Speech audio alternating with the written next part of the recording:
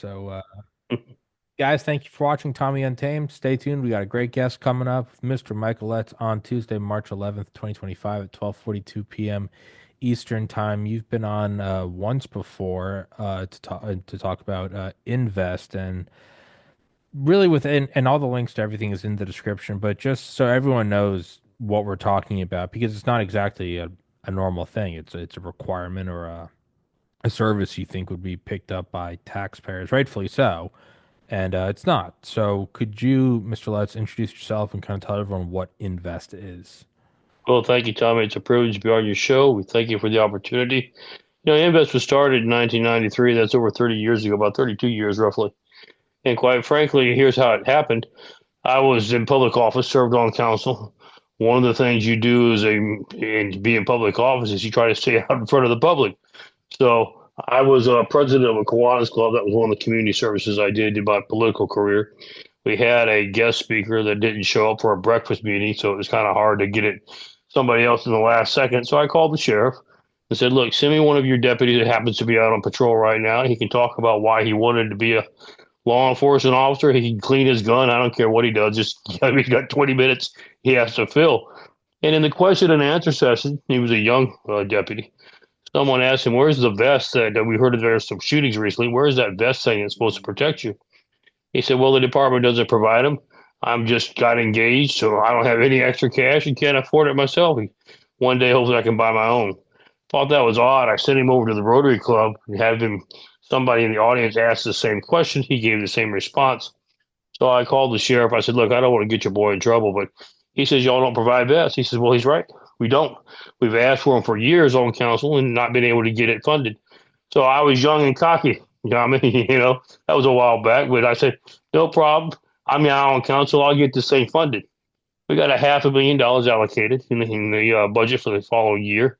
I was gone to third reading. It takes three readings to get something passed in local government. And so when I got back, I had all these reporters asking me, "How do you think about your fellow colleagues removing your $500,000 for body armor for the sheriff's department?" So I did something a politician's not supposed to do. I was young at the time. I spoke without thinking. And I just said, "Well, fine. If they feel that way about it, we'll just go to the public and raise it ourselves." Well, that was the headline all across the state. Once it's been said, Tommy, you can't backtrack and take it back. So took us about 6 to 7 months to create a 501c3. I had no idea what I was doing, Tommy. I just thought you ask people for money, you got to have a 501c3 for it to be tax deductible, etc. We launched in the fall, and I've not been able to find an exit strategy ever since. We got, after about 2 years, we raised $500,000, took care of the sheriff's department. I announced that, hey, mission accomplished. We're moving on. And when I made that announcement, we got requests from all over the Southeast, not just in South Carolina, from various sheriff's departments, police departments. Could you take on one more before you pack it in? We decided just to go ahead and change. It used to be Invest to protect our Richland County deputies. We just changed to Invest USA and decided to go this across the country because at the time, Tommy, this was 30 years ago, 52% of cops had no protection at all. That was over half. We got that down to 19%. But I want your audience to understand one thing. Back in the early 90s, a vest was called a concealable vest. It's what you see them wear under their shirt, under the uniform. And there was a reason behind that.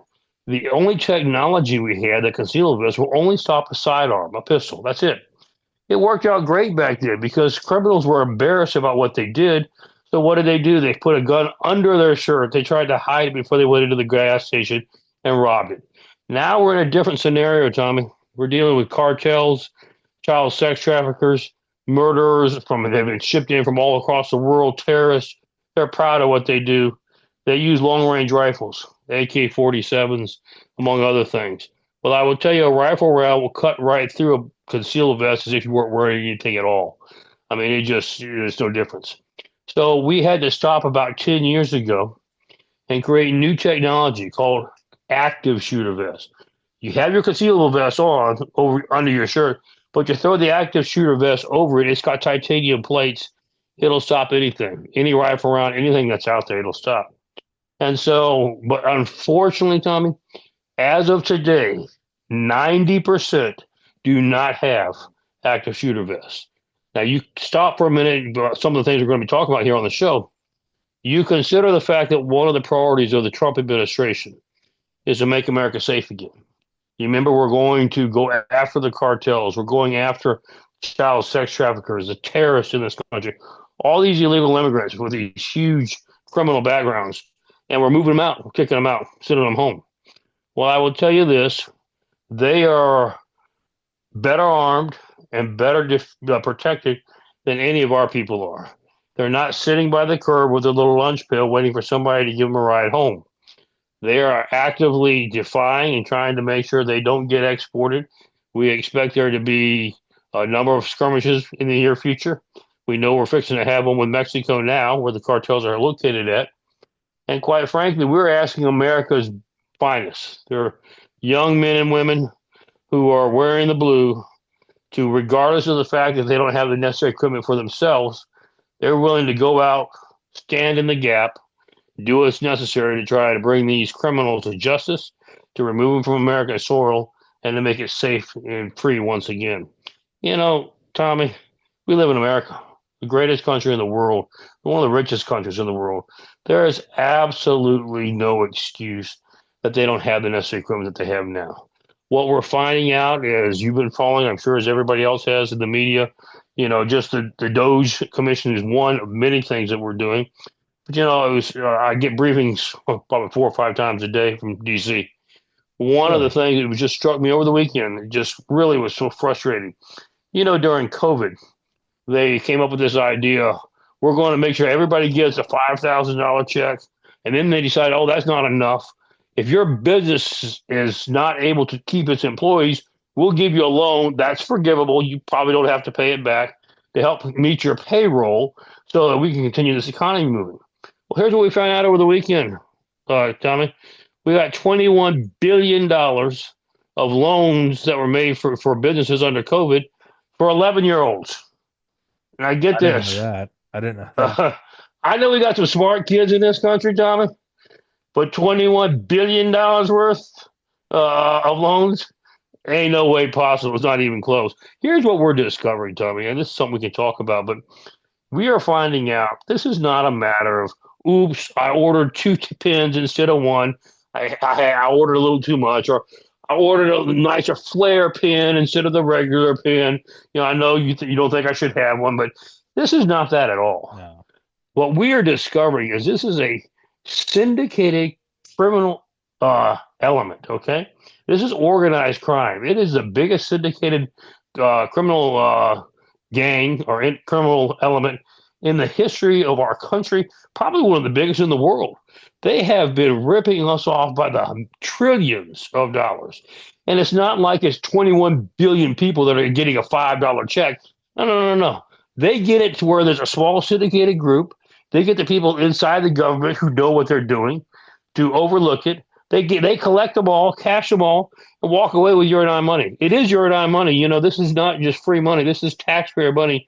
It's controlled by us. You and I pay for it. And quite frankly, I'm tired of getting ripped off about every 5-10 minutes by somebody that's raiding the U.S. Treasury. That's literally money laundering and embezzling.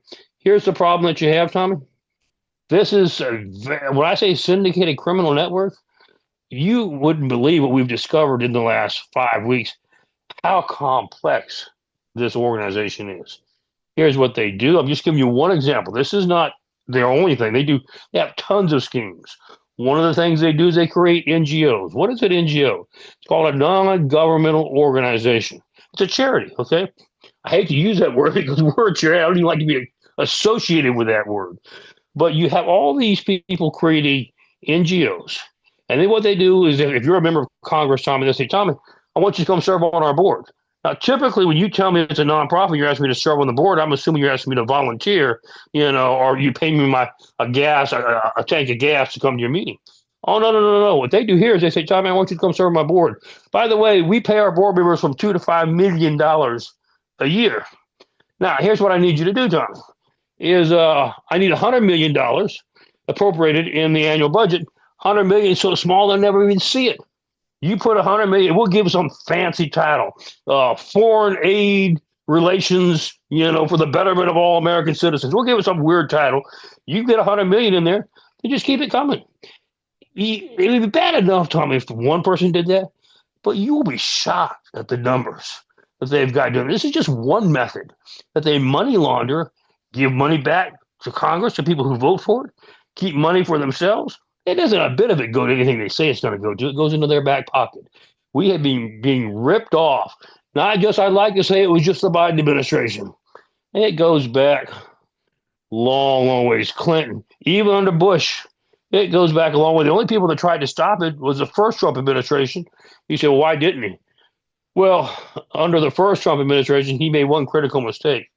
He assumed once he was declared the elector that everybody would get on board and everybody wanted to do what was right by this country and everybody was going to get on back and fix it. It's all they did is they patted him on the back. I'm your best friend, Mr. President. And they were stabbing him with the other hand the whole time, this whole 4 years. Obviously, we've learned our lesson this time around, Tommy. Things are not the same. You can see what's happened over the last 5 weeks. But this is what happens in across this country. So you understand now why our first responders don't have the equipment that they need. Why do we have the best military in the world, yet we've got soldiers getting food stamps? It makes absolutely no sense. It's because of just the unscrupulous activities of our bureaucrats and elected officials. We call them a syndicated crime network who are robbing the U.S. taxpayer and the Treasury blindly. What percentage of police don't have bulletproof vests today as opposed to 93 in relation I mean, to when we started in 93, 52% had no vests, okay? We got that down to 19% had who didn't have a vest. Then we had to change. Now you still got roughly about 22% with nothing at all. Then we had to make sure that we wanted to go back and give them active shooter vests. 90% do not. So we've got a helter skelter thing. I mean, you got, yes, 80% of cops that have a concealable vest. Okay. But remember now, if they get hit with a rifle round, they might as well not be wearing that vest at all. It'll go right through them. So they need this active shooter vest. 90% of them do not have it. Here's another startling statistic that your listeners need to be aware of, Tommy. 4 years ago, when we had the Biden administration going into office, okay, here's what happened.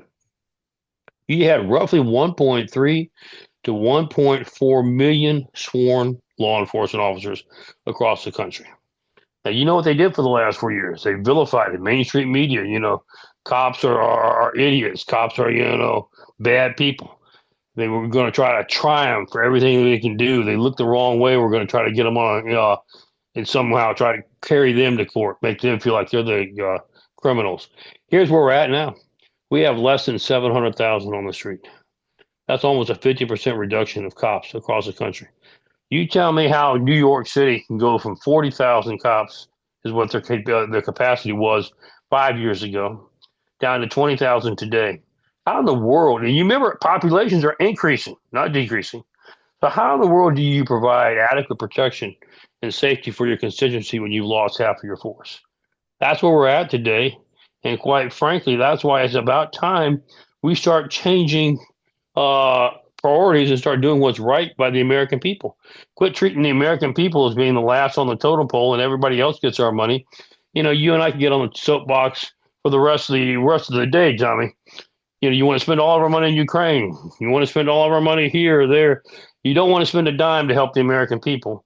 Then we wonder why we have the problems that we do, like law enforcement. Why would anybody want to go into it when you won't even give me the necessary equipment so that I can come have a fighting chance to come home safely to my family? Your mainstream media treats us like we're dirt, like we're the worst things around. That's where we're unfortunately at today, Tommy. And you and I both know what happens. When you get to where nobody wears a badge, what do you have? You have anarchy. You have a total collapse of society. We are almost there before, thank God, we saw the light and got Trump involved, but there's a long way to go. Well, there's a lot of things we've got to get fixed in a short amount of time. what's the difference in pricing or necessary funding for something like active shooter versus concealable? Interestingly, active shooter are not that much more expensive. They're about $700 a piece. Concealable vests you can get from 400 to 500. So yes, it's a little more expensive. But here's my pushback, Tommy. How do you put the value of a life of a cop? How do you calculate that? I mean, let's go down that path for just a second. All right, I don't give you a vest, Tommy. You're shot and killed in line of duty. What did it cost me? Well, I put a lot of money into you to train you, okay? Hmm. You got experience. I've got a family now that you've left behind. I've got out of death benefits. I mean, you realize it would have made a whole lot more sense just to make sure you had the necessary protective equipment and keep you around than to lose so many officers. You say, well, why don't they do that? Well, you remember I told you I've been in public office for 30 years. I've served on local office and council, etc. And I will tell you this: here's the problem that you have. It's an infection all across this country. It's I want to get everybody to like me. So if I have $100, instead of giving $100 to what the Constitution says I need to do, what's provide for the common defense, that means law enforcement as well, et cetera, et cetera. I'll take that $100 and break it up 10 ways. I'll give it to the gay pride people for them to have a parade. I'll give it to the Latin Association for them to have a festival. I'll do this and that, thinking that they're all going to love me and all vote for me because I gave them some of your taxpayer money. That's a poor way of looking at politics. That's not the reason why we elect people. We elect people for you to make laws and for you to be good stewards of the assets that the public gives you, not for you to have a popularity contest.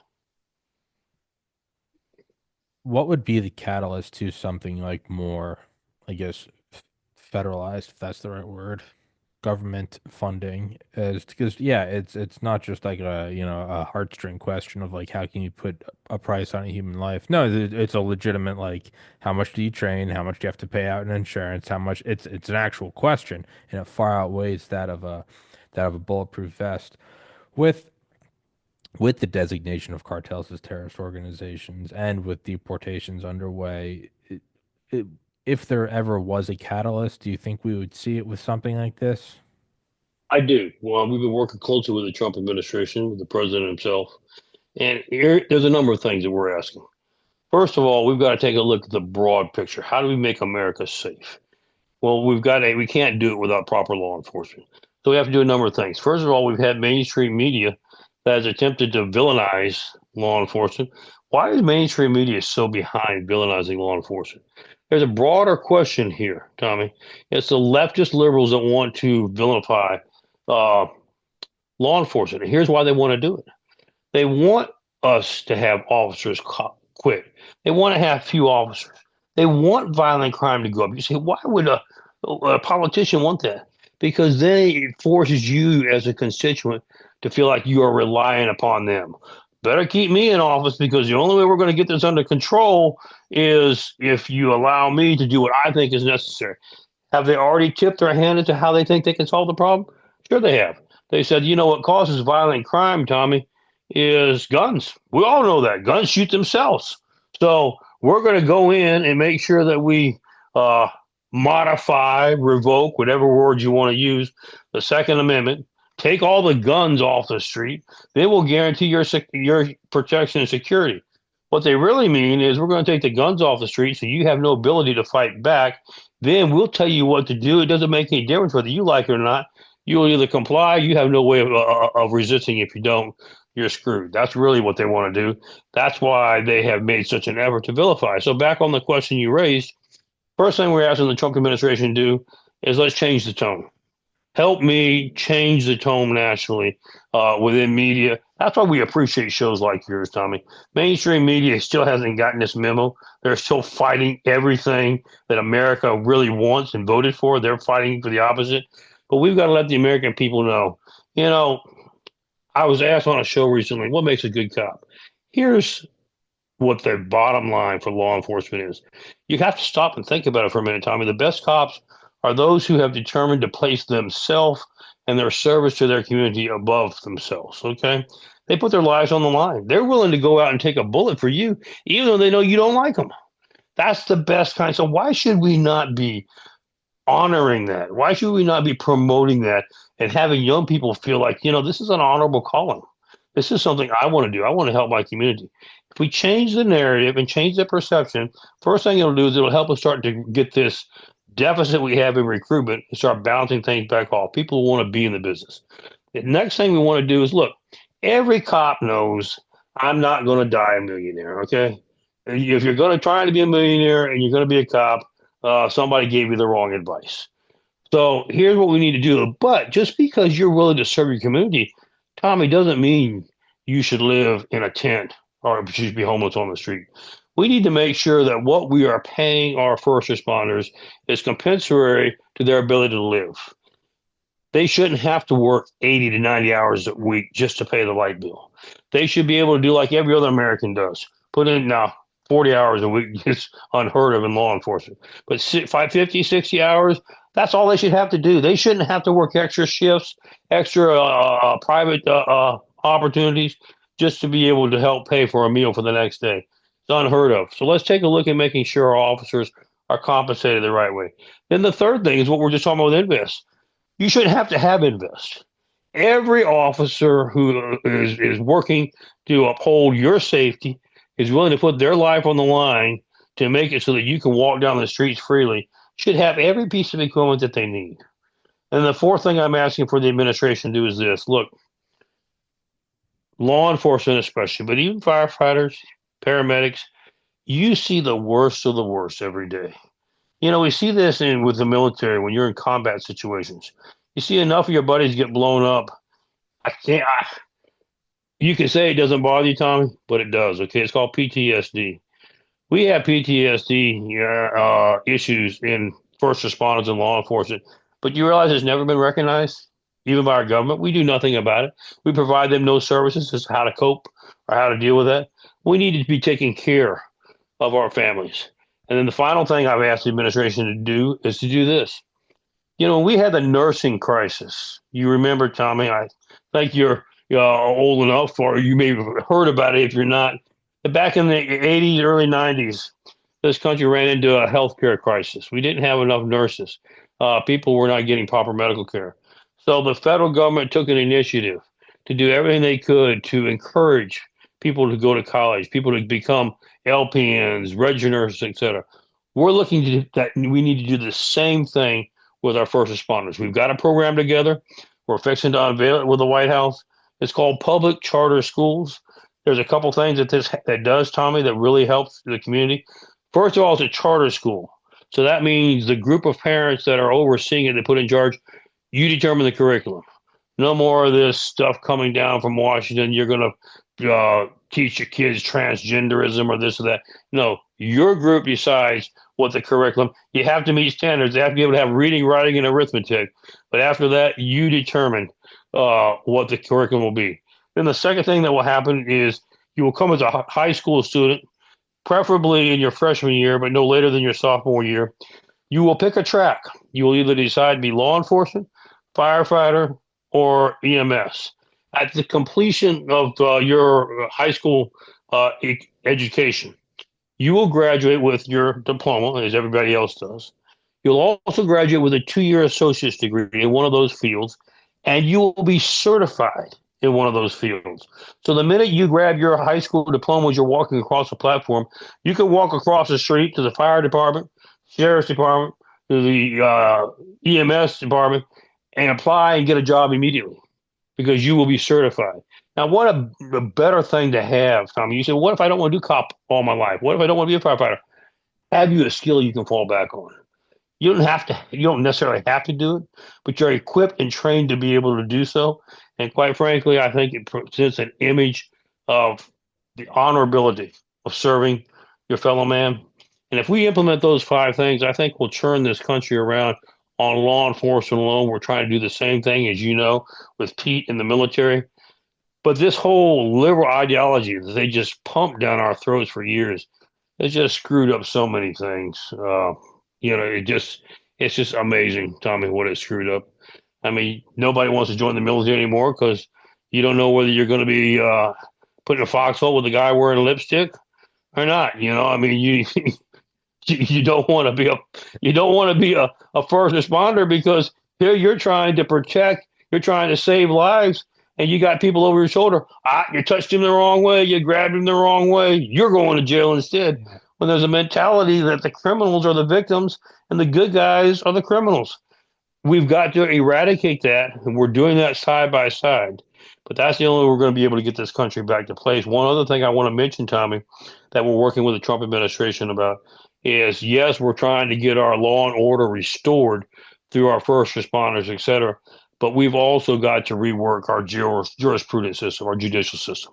We've got activist judges, activist DAs, prosecutors, that if we don't get it fixed, it doesn't do any good to get an extra cop on the street if the people that are booking them put them out back on the street faster than you can arrest them and put them behind bars. That's what we're experiencing now in the Trump administration today. You read about it today. We have now more of these federal judges that have decided to become activists who are trying to tell the president what he can and can't do. Sorry, you have to continue to spend, even though the money is fraudulent, you have to continue to spend it anyway. You know, the Constitution makes it very clear the executive branch and the chief administrator, which is the president, controls the spending in the budget, not the judicial. But you see, we've got to make some changes, and that's why I made the statement earlier on your show. There's a lot that needs to be done, Tommy. There's a lot that needs to be done. We're just hopeful that we got enough fortitude and perseverance to get the job done. Could you clarify what you mean by working with the Trump administration or the White House in general? It does that is a I guess I don't know what am I looking for?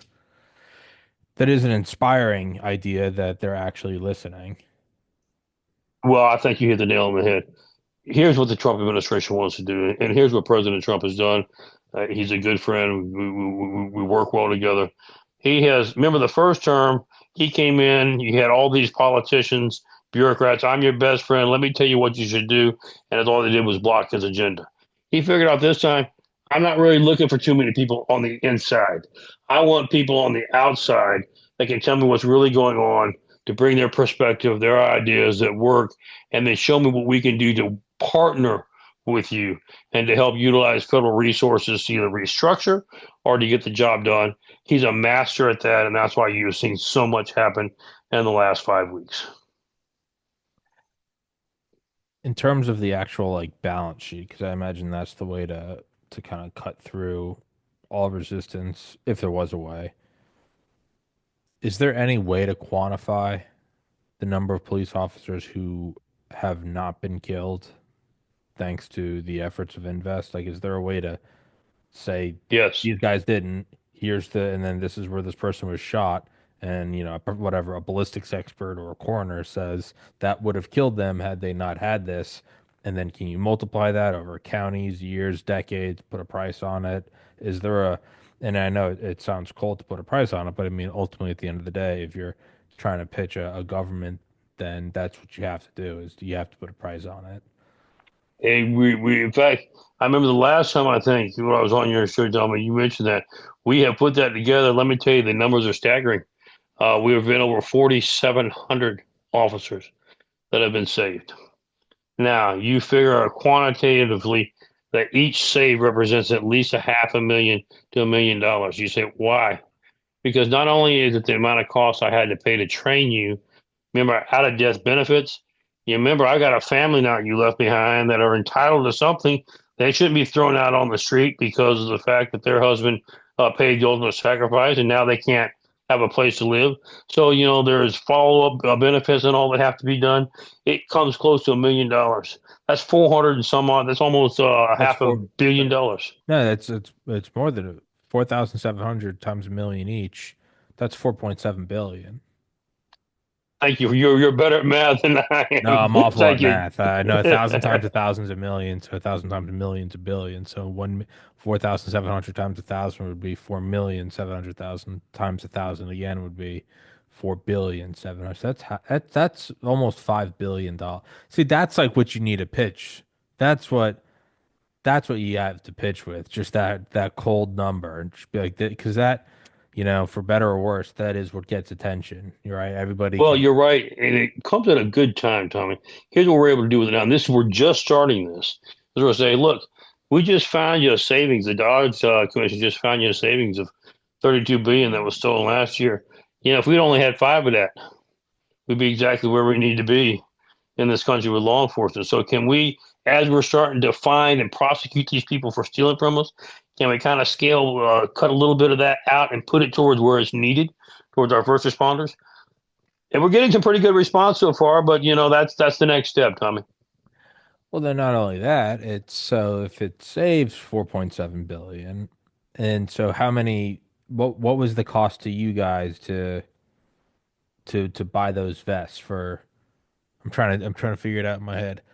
So how many what's the total number of vests do you think you guys I'll get a calculator because I am not good at math. What's the We've given over total 16,000 so far, but you consider 16 16,000 16,700, I think is what its total is right now. since 93? Just 93. But figure this time, and you say, wow, that's a lot of vests. Now, when you're talking about, I realize we're at 700,000 now, but we should be at least 1 million officers.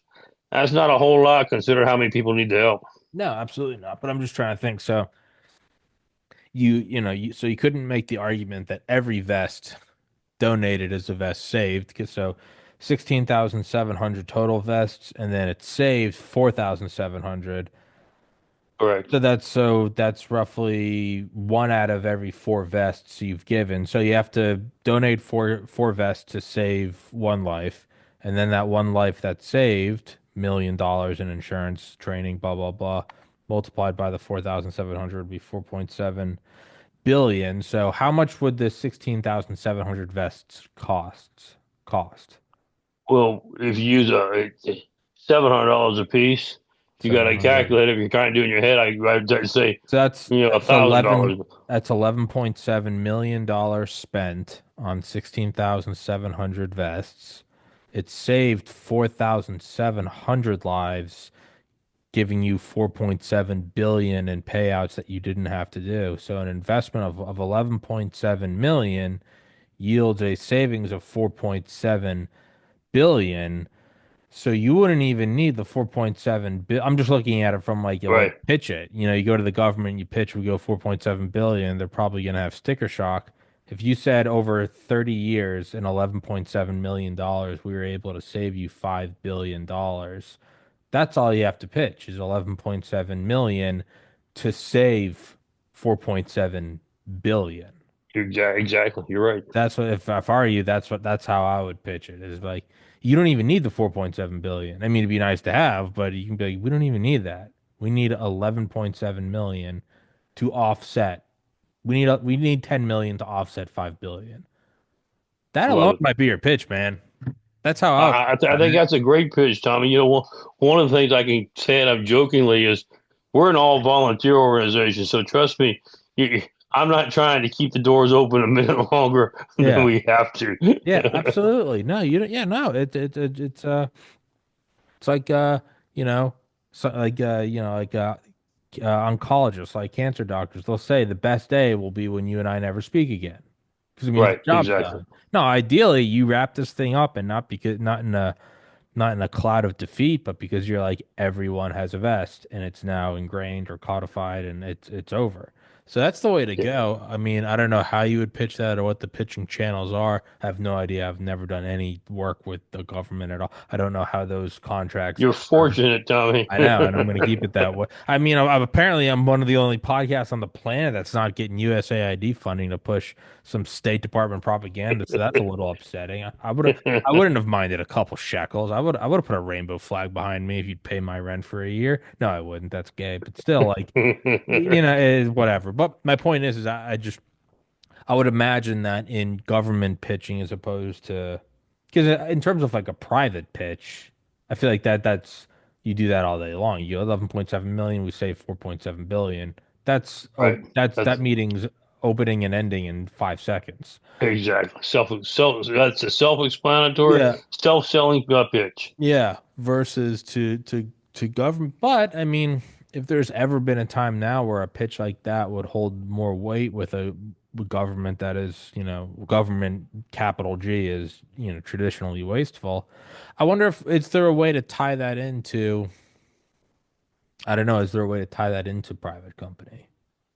I'm trying to think of like, Be interesting. Be yeah, interesting. where do you get is it from one vendor? Is it from, No, we put it out to bid. Right now, we're doing Buffalo Armory out of New York.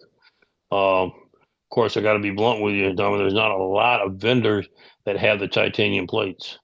Uh, and I refuse to go anywhere outside of the U.S. yeah, I mean, because China, I've seen China steel. Chinese Uh, owned? Yeah, yeah, you're not sure what you're getting. no. Yeah, it's a bunch of recycled cans. Yeah, I don't know. That's I mean, you're the one that does this. You would know how to. But I mean, that's what I would pitch to whoever your liaison is or point of Right. contact would be like 11.7 million or 4.7 billion. Like they're making such a big show, and as they should, but they're making such a big show out of cost cutting, right? I mean, every Right. day it's, no more transgender assignment clinics in Sri Lanka or whatever. I feel like that's the quickest layup ever would be we're saving $5 billion and you're saving 5,000 law enforcement lives. Right. Man, if there's ever been a slam dunk, I feel like that's it. And at a time when it's needed now, where our recruitment's the lowest it's ever been, our numbers are the lowest it's ever been. We can't afford to lose many more of them, Tommy. Yeah, no, that's yeah. But we're coming up in 45 minutes to an hour, so I'd say we wrap this up right now. But everybody, if you go to the links in the description, you can go help, read more, you can donate. Anything I've left out, anything you want to touch on that I have, we can if you got more stuff you want to touch on, you're absolutely floor is Well, yours. let me just quickly say as we Yeah. conclude, Tommy, thank you for what you're doing. Yes, sir. Thank you to your listeners. Do yourself a favor, listeners. Take the time today if you see a first responder, just simply wave and say thank you for your service. Our morale has never been lower than it is today. They need to hear that you're behind them. Do that. Stay vigil. Make sure you continue to watch what's going on around you, and get prepared to see as we really get engaged with the cartels and all these child sex traffickers. We're determined to not disrupt their operations. We're going to eliminate it. So there's some interesting days ahead, and keep us in your prayers. God bless you, Tommy. God bless America. Look forward to talking to you again in the near future. Yes, sir. Thank you so much for your time. Guys, please go into the description. You can find the links there and check it out. Mr. Letts, thank you so much for what you're doing, and thank you for your time. And pitch that. Thank you. I'll send you this link. Do please. Text them that link and be like, start right here. Look, there's the pitch. Just do that. Maybe it might work. I don't know. I think we're Um, going to send it to every member of Congress, and Beautiful. and start from there. Beautiful. Sounds good to me. Well, Mr. Letts, thank you so much for your time, sir. Take care, buddy. God bless you. Thank you so much, you as well. Guys,